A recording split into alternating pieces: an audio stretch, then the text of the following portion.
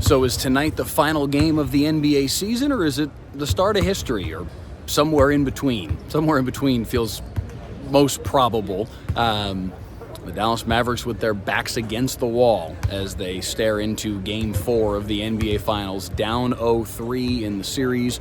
We all know the numbers, 156-0, teams that take a 3-0 series lead. It's never happened before that somebody has come back from this deficit. We've seen teams come back from down 3-1, never 3-0, at least not in the NBA, where there are some a scant few examples in baseball. Everybody remembers the Red Sox in 2004, a couple of examples in hockey, but it's not common.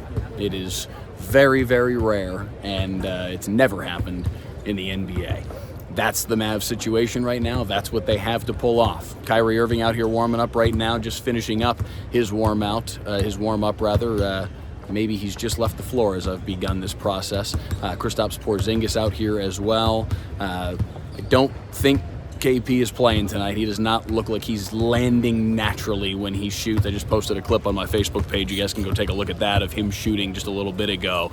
He looks like he is favoring that leg significantly. So don't expect KP on the floor tonight. Frankly, I don't expect to see KP again in this series, regardless of how long it goes. I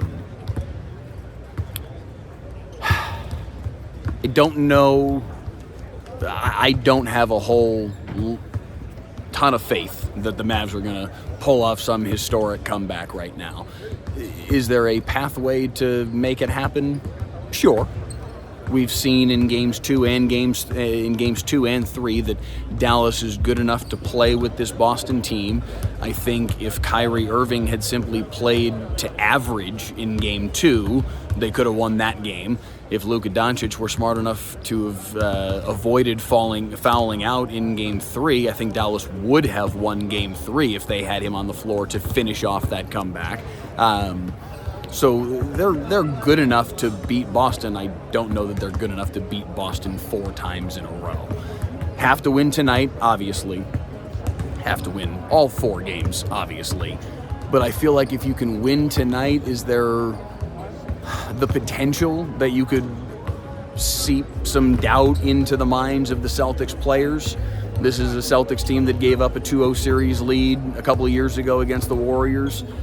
So maybe Boston goes into a potential Game 5 in that scenario and thinks, man, we really should, take care of business tonight, because if we don't want to go back to Dallas all of a sudden in a 3-2 series and give them a chance to force a Game 7 with Dallas playing on their home floor in that hypothetical scenario in Game 6.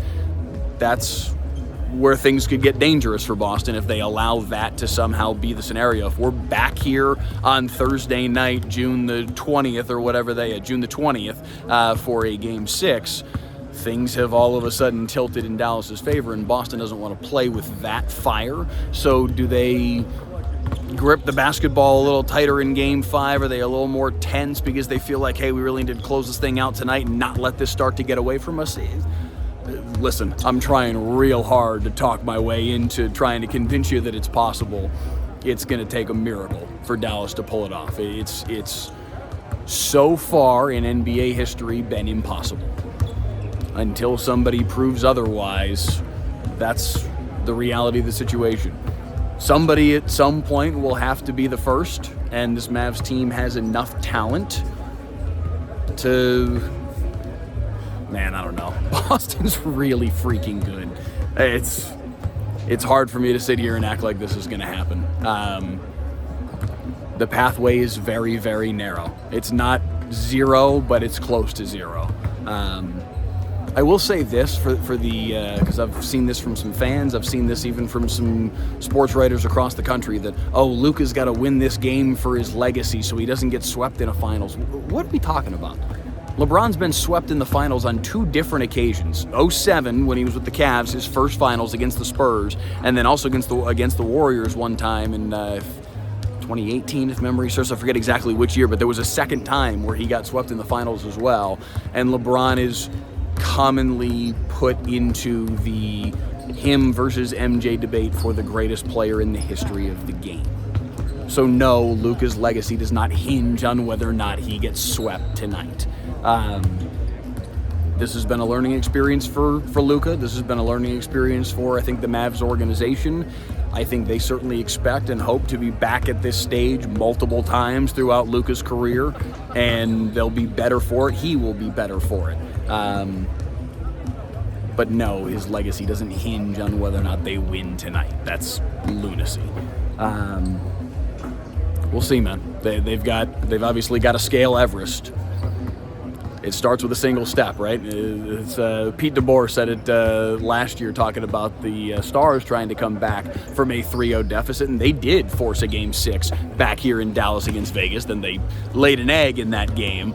But as he said, I think it was the Desmond Tutu quote, right? They had to eat an elephant one bite at a time. Dallas has got to take the first bite tonight, and they've got to take 4 big bites over the course of the next week and a half. We'll see if they can take the first bite tonight.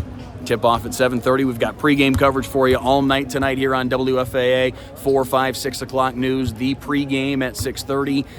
National pregame at 7. Tip at 7:30. We'll see if the Mavs can extend the series and bring it back to Boston.